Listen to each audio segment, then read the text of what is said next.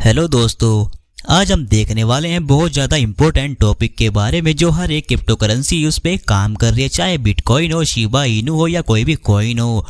तो हम बात करने वाले हैं ब्लॉकचेन के बारे में। आपने इसका नाम तो जरूर सुना होगा, जैसे शिबा इनू की शिबेरियम लेयर 2 ब्लॉकचेन आने वाली है। तो आप में से कुछ लोग यही सोचते होंगे कि आखिर ये ब्लॉकचेन होती क्या है, क्यों इसका सबसे ज़्यादा इस्तेमाल क्रिप्टो करेंसी में किया जाता है, क्या क्या इसके यूजेस होते हैं। वीडियो को शुरू करने से पहले मैं आपको एक बात बता दूं कि इस वीडियो में मैं किसी भी कॉइन के बारे में डिस्कस नहीं करूंगा, बस केवल ब्लॉकचेन टेक्नोलॉजी के बारे में सारी जानकारी बताऊंगा।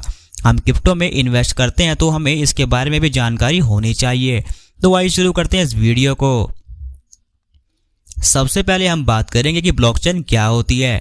दोस्तों, ब्लॉकचेन एक ऐसा DBMS यानी डाटाबेस मैनेजमेंट सिस्टम होता है जिसके अंदर सारी जानकारी को रखा जाता है, चाहे वो किसी भी क्रिप्टो करेंसी की या फिर किसी भी बिजनेसमैन की। या मैं सिंपल भाषा में कहूँ तो ब्लॉकचेन एक ऐसा डिजिटल रजिस्टर होता है जिसके अंदर हर प्रकार की इंफॉर्मेशन को रखा जाता है। इस ब्लॉकचेन के अंदर पुराने से पुराने, नए से नए रिकॉर्ड को आसानी से देखा जा सकता है। आई होप सो आप समझ गए होंगे ब्लॉकचेन क्या होती है। अगर कुछ नहीं समझे तो आइए मैं आपको एग्जाम्पल के तौर पर समझा देता हूँ।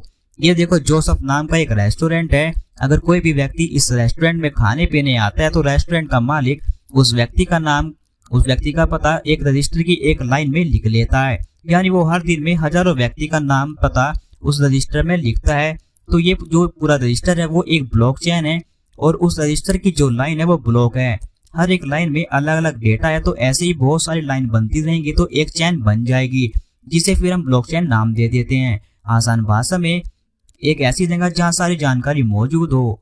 अब जानते हैं ब्लॉकचेन कैसे काम करती है। देखो दोस्तों, जैसे मैंने पीछे बताया कि रजिस्टर की जो लाइन है वो ब्लॉक है और ऐसी बहुत सारी लाइन बनती रहेंगी तो वो चेन बन जाएगी, जिसे हम ब्लॉकचेन कहते हैं।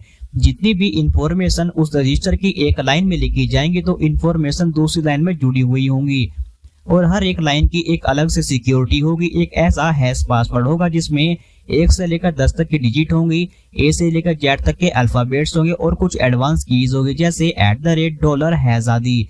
तो इन सभी से मिलकर एक हैश पासवर्ड बनेगा जो हर लाइन का अलग अलग होगा। एग्जाम्पल के तौर पर देखें तो हर एक लाइन का जो हैश होगा वो दूसरी लाइन से जुड़ा हुआ होगा, जहां वो ऑटोमेटिक सेव हो जाएगा। दूसरी लाइन का हैश तीसरी लाइन में सेव हो जाएगा और तीसरी लाइन का हैश चौथी लाइन में सेव हो जाएगा। ये प्रोसेस कंटिन्यू चलता रहेगा हर लाइन में। तो यही ऐसा ही काम ब्लॉक में होगा। हर एक ब्लॉक का अपना हैश होगा, वो दूसरे ब्लॉक में जाके सेव हो जाएगा और दूसरे का हैश तीसरे वाले ब्लॉक में सेव हो जाएगा। तो ये प्रोसेस भी कंटिन्यू चलता रहता है जो एक चेन बन जाता है। तो ऐसे में जो सबसे पहला ब्लॉक बनता है उसे जेनेसिस ब्लॉक कहते हैं। अब देखते हैं कैसे हम इसमें पुराने से पुराने डेटा को जान सकते हैं। तो देखो भाई, मैंने पीछे बताया कि हर ब्लॉक का अपना अलग अलग हैश बनता है जो दूसरे ब्लॉक में जाकर सेव होता रहता है। तो जो हैश बना है और अगले में सेव होता जा रहा है उसी की हिस्ट्री को ट्रैक किया जाता है, जिससे सारी जानकारी मिल जाती है। और सबसे बड़ी बात, इस ब्लॉक की इंफॉर्मेशन के साथ कोई भी अनजान व्यक्ति छेड़छाड़ नहीं कर सकता। अगर गलती से कोई भी अनजान व्यक्ति उस ब्लॉक की जानकारी को बदलने की कोशिश करता है या कुछ भी छेड़छाड़ करता है तो उस ब्लॉक का एक गलत हैश ऑटोमेटिक बन जाएगा और ये गलत हैश दूसरे ब्लॉकों में जाकर सेव हो जाएगा और ऐसा ही कंटिन्यू होता रहेगा। तो भाई ऐसे में जो ब्लॉकचेन को बनाने वाले डेवलपर है उनको पता चल जाएगा कि डेटा में कुछ ना कुछ छेड़छाड़ हुई है। तो अब कुछ लोगों का ये सवाल होगा कि क्या ब्लॉकचेन में डेटा के छेड़छाड़ करना आसान होगा? तो भाई इसका जवाब है नहीं, क्योंकि भाई जो ब्लॉकचेन के नेटवर्क के जो लोग होते हैं उनके पास उसी ब्लॉकचेन की डाटा की एक कॉपी होती है। जैसे एक ब्लॉकचेन के नेटवर्क में 50 लोग हैं तो उस डेटा की कॉपी उन 50 लोगों के पास होगी। तो जब भी कोई अनजान व्यक्ति किसी भी ब्लॉक में छेड़छाड़ करने आएगा तो उस ब्लॉक की जानकारी सबसे पहले उन 50 लोगों के पास जाएगी वेरीफाई करने के लिए।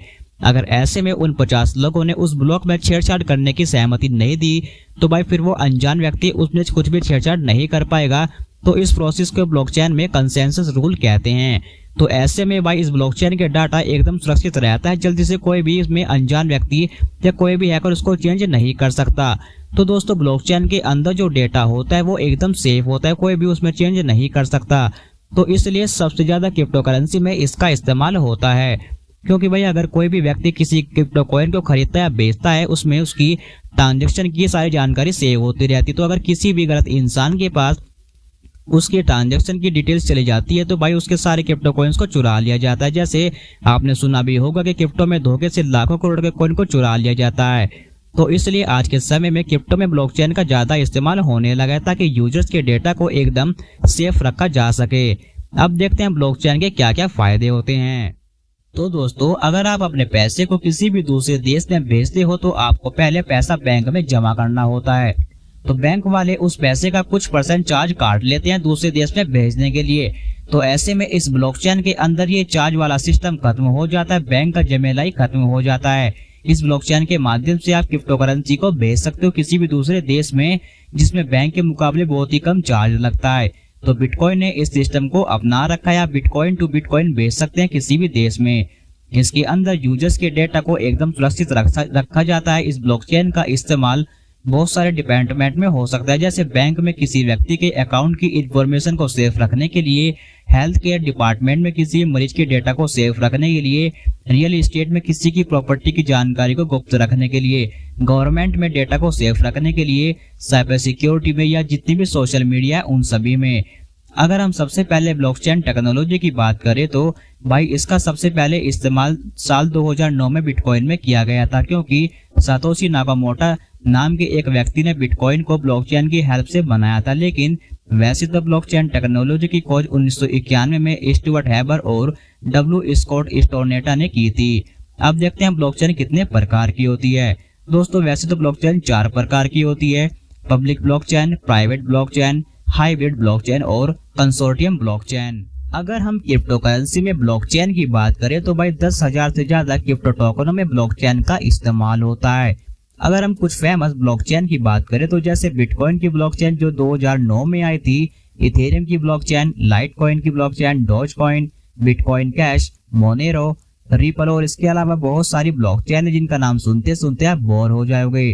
तो अगर हम सबसे फास्टेस्ट ब्लॉकचेन की बात करें तो भाई वो है सोलाना कॉइन की ब्लॉकचेन जो 2017 में बनाई गई थी। जैसे अब आपको पता होगा कि शिबा इनू की भी अब शिबेरियम लेयर 2 की ब्लॉकचेन आने वाली है। दोस्तों, ये ब्लॉकचेन टेक्नोलॉजी बहुत बड़ा हब है और आगे भी बड़े लेवल पर बनने वाला है। तो अब कुछ लोगों के मन में ये ख्याल आया होगा कि क्या हम ब्लॉकचेन को सीख सकते हैं? इसका जवाब है हाँ। दोस्तों, इसके लिए आपको कोडिंग आने चाहिए। इसके लिए मार्केट में बहुत सारी लैंग्वेज है, जैसे सबसे फेमस है सॉलिडिटी लैंग्वेज। इसका इस्तेमाल इथेरियम की ब्लॉकचेन में होता है, जैसे जावा, रूबी, गो, पाइथन, बाकी बहुत सारी लैंग्वेज है ब्लॉकचेन को सीखने के लिए।